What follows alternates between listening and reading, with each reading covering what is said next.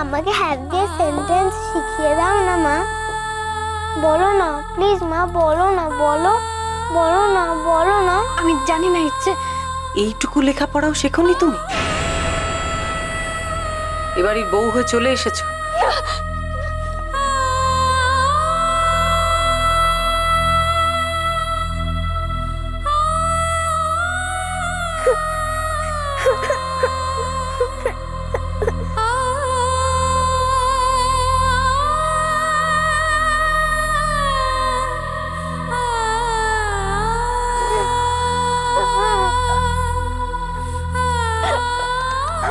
সবার মা তো লেখাপড়া জানে না, কারো কারোর মা তো মূর্খ হয়, তাই না?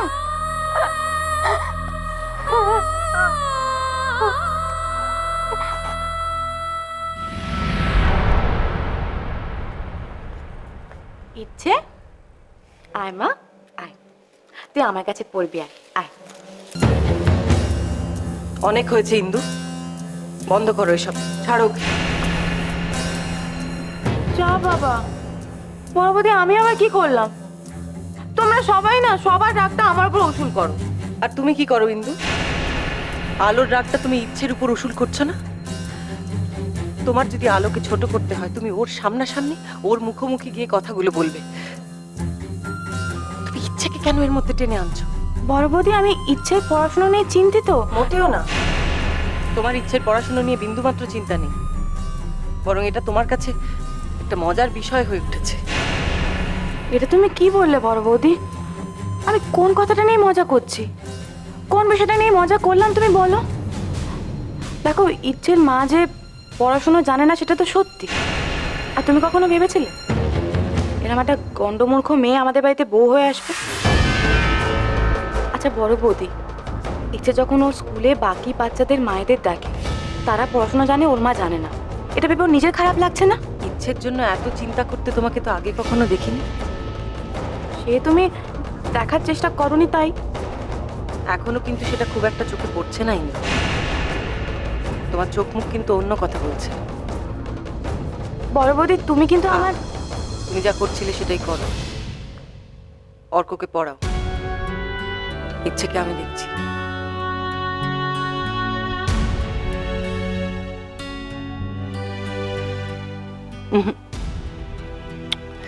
কাঁদে না সোনা, লক্ষ্মী মেয়ে না তুমি, একদম কাঁদে না। মা পড়ায়নি তোমায়, আমি পড়াবো। বড় মা পড়াবে তোমাকে। চলো চলো, এসো এসো।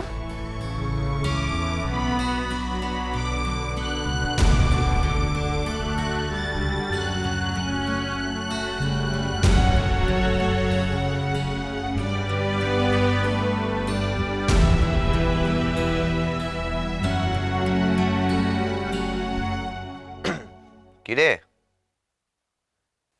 তোর কান্না হলো নাকি আর বাকি আছে? ও বাবা, তোকে দেখে তো মনে হচ্ছে আরো কয়েক রাউন্ড কাঁদবি, তাই তো? ঠিক আছে, আমি বরং একটু ঘুরেই আসি। মেজদা,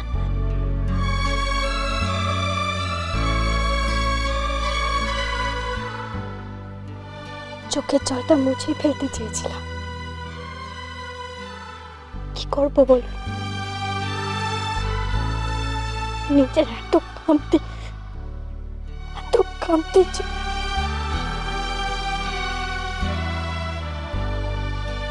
এই রে, চাপ নিয়ে ফেলেছে। ইচ্ছের মা হওয়ার আমার কোনো যোগ্যতা নেই মেজদা।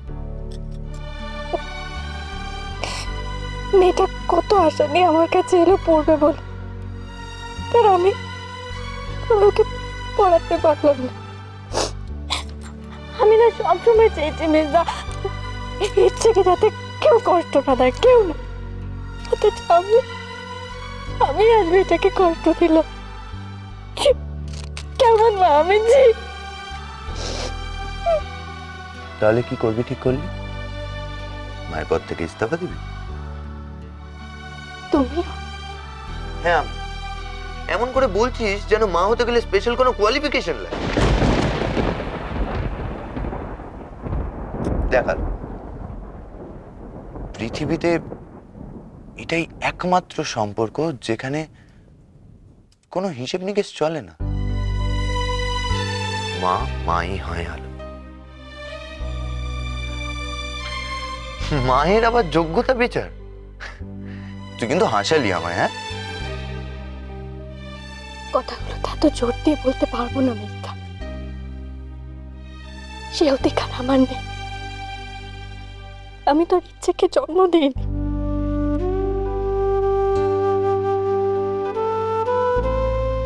আমাকে নিজেকে প্রমাণ করতে হবে, মা হবার পরীক্ষা দিতে হবে আমার, যাতে ইচ্ছের মনে কোনো সংশয় না থাকে সেটা তো আমাকে দেখতে হবে।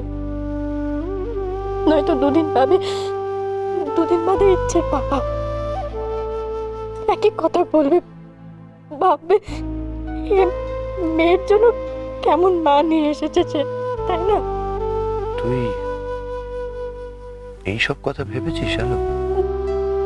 ভাবতে হচ্ছে মেজদা, সব তো সত্যি সত্যি কিন্তু আর এড়ানো যায় না। হ্যাঁ, সেসব মানছি আমি, কিন্তু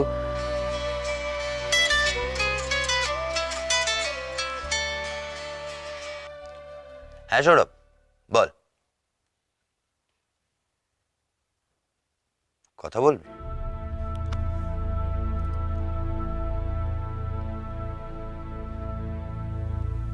বেশ, মেজদা দয়া করে ওনাকে কিচ্ছু বলবেন না, আমি আর সহ্য করতে পারছি না, বড্ড ছোট লাগছে নিজেকে, বড্ড ছোট লাগছে।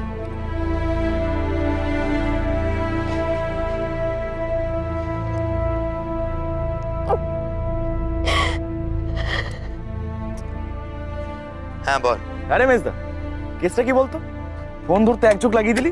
এই কেন রে, আমি তোর বউ নাকি যে ফোন করলেই ধরতে হবে? বল কি হয়েছে? এত মেজাজ নেওয়া কি আছে? খ্যাচখ্যাচ করছিস কেন তুই? তুই কেন ফোন করেছিস বলবি? না মানে খাওয়া দাওয়া হয়েছে? বাবা, হঠাৎ? তা কার খাওয়ার খোঁজ করছিস? আলোর? ওই আর কি, মানে মানে বাড়ির দিকটা শান্ত তো। এই তোর উদ্দেশ্যটা কি বলতো আমার? না মানে ওই মানে ওই আর কি। শোন সৌরভ, তুই যদি আলোর সাথে গপ্পসপ্প করার ইচ্ছে নিয়ে ফোন করে থাকিস তাহলে ইচ্ছেটাকে বিসর্জন দে। হ্যাঁ, আলো এখন ব্যস্ত, ও আমার কাছে আঁকা শিখছে, তোর সাথে কথা বলার মতো সময় বা সুযোগ কোনোটাই ওর নেই। কেমন? রাখি? মেজদা শোন, 1 মিনিট।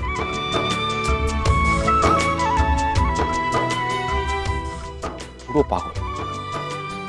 আলো আঁকা শিখছে মেজদার কাছে।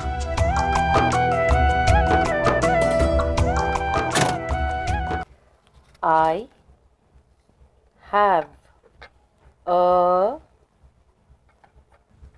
teddy. দেখো, I have a teddy. এবার বলো তো এটার মানে কি? বলো শুনি। এর মানে হলো আমার একটা টেডি আছে। তোমার টেডি আছে না একটা সুন্দর টেডি?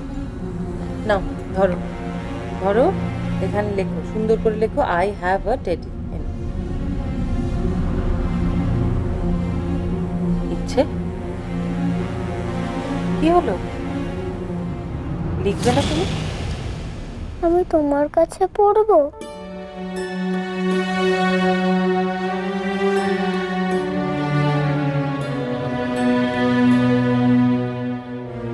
কেন? আমি খারাপ? আমি তোর বড় মা না?